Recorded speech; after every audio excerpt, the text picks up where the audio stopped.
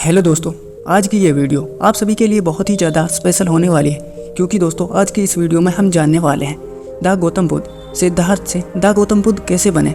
आखिरकार उसके जीवन में वो कौन सी घटना थी जिसकी वजह से उसने अपना राजकाज सुख सुविधा सब कुछ छोड़कर एक सन्यासी का जीवन धारण कर लिया। तो दोस्तों यही सब आज की इस वीडियो में हम जानने वाले हैं। तो शुरू कर लेते हैं। अगर आप चैनल को सब्सक्राइब करना चाहते हो तो बहुत बढ़िया, अगर नहीं करना चाहते तो कोई बात नहीं, वीडियो देखो। शुरू करते हैं। महात्मा गौतम बुद्ध के उपदेश अनुभव के आग में तप कर सामने आए हैं, इसलिए गौतम बुद्ध के उपदेश किसी खजाने से कम नहीं है। गौतम बुद्ध के विचार आज भी बेहद प्रासंगिक हैं और हमें इस संसार में राह दिखाते हैं।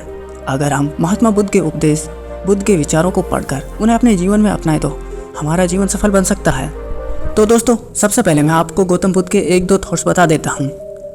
अपने मोक्ष के लिए खुद ही प्रयत्न करें, दूसरों पर निर्भर ना रहें। गौतम बुद्ध।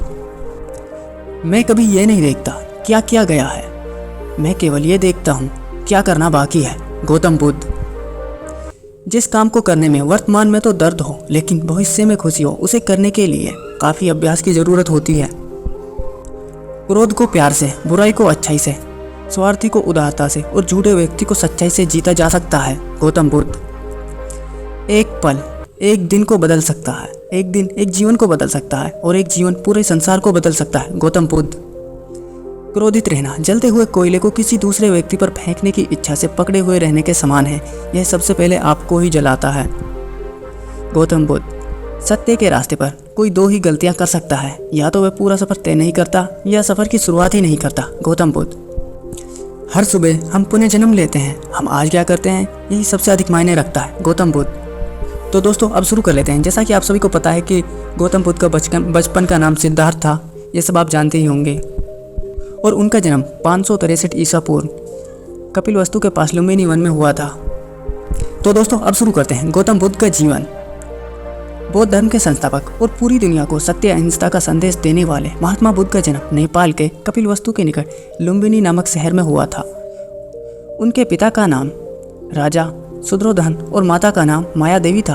उनका बचपन का नाम सिद्धार्थ था, लेकिन गौतम में जन्म लेने के कारण उन्हें गौतम नाम से ही पुकारा जाता था। गौतम बुद्ध के जन्म के मात्र 7 दिन बाद ही उनकी माता माया देवी का निधन हो गया। उनका पालन पोषण उनकी मौसी और राजा शुद्रोधन की दूसरी रानी महाप्रजावती, जिन्हें गौतमी के नाम से भी जाना जाता है, ने किया। उनके गुरु का नाम विश्वामित्र था, जिनसे उन्होंने वेद और उपनिषद की शिक्षा प्राप्त की।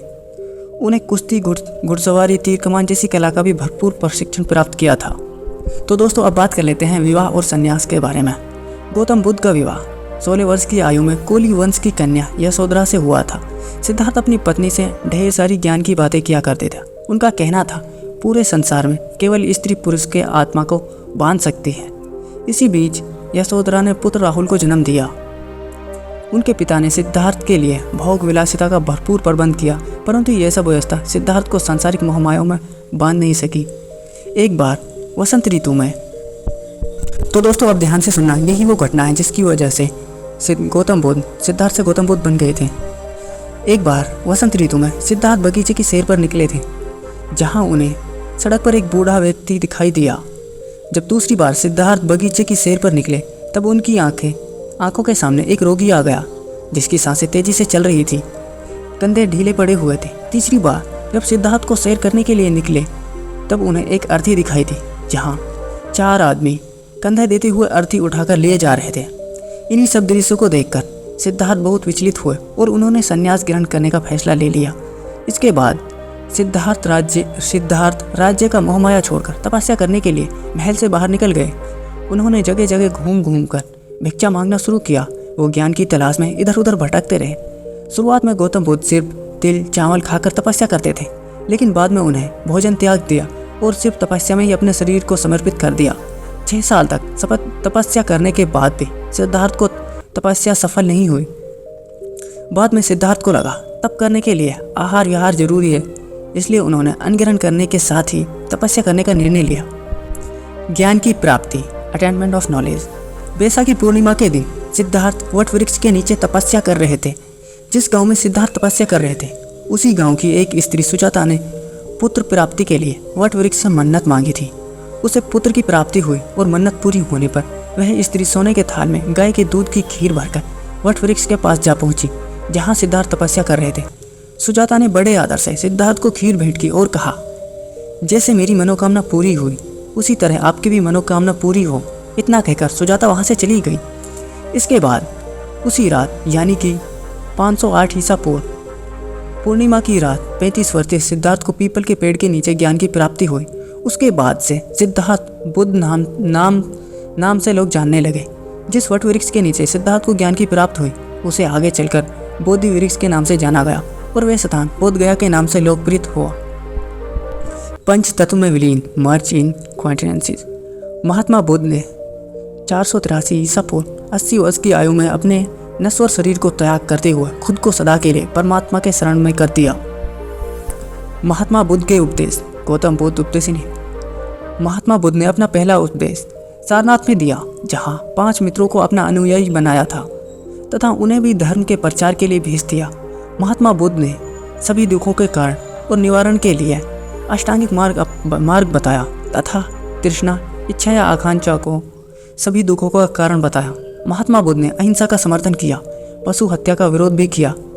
तो दोस्तों, महात्मा बुद्ध के मुख्य उपदेश कुछ ये हैं। महात्मा बुद्ध ने अग्निहोत्र तथा गायत्री मंत्र का प्रचार किया। ध्यान तथा अंतर्दृष्टि। तीसरा, मध्य मार्ग का अनुसरण। चौथा, 4 आय सत्य। 5वां, अष्टांग मार्ग। तो दोस्तों, ज्ञान प्राप्ति के बाद गौतम बुद्ध ने अपना संपूर्ण जीवन मानव कल्याण के लिए समर्पित कर दिया। अहिंसा और सत्य का संदेश फैलाने वाले गौतम बुद्ध को भगवान का दर्जा दिया जाता है। उन्हें बौद्ध धर्म की स्थापना की। इस वक्त दुनिया भर की तकरीबन 7% आबादी बौद्ध धर्म से जुड़ी हुई है और ये लोग महात्मा बुद्ध के बताए गए रास्ते पर चलकर अपना जीवन व्यतीत कर रहे हैं। तो दोस्तों, ये थी गौतम बुद्ध के जीवन की कहानी। उम्मीद है आपको वीडियो अच्छी लगी होगी। अगर आपको वीडियो अच्छी लगी हो तो हमारे चैनल को सब्सक्राइब कर लेना। हमारे 500 सब्सक्राइबर का टारगेट है। अगर आप पूरा करा दे तो आप सभी का बहुत बहुत धन्यवाद। थैंक यू, शुक्रिया, धन्यवाद।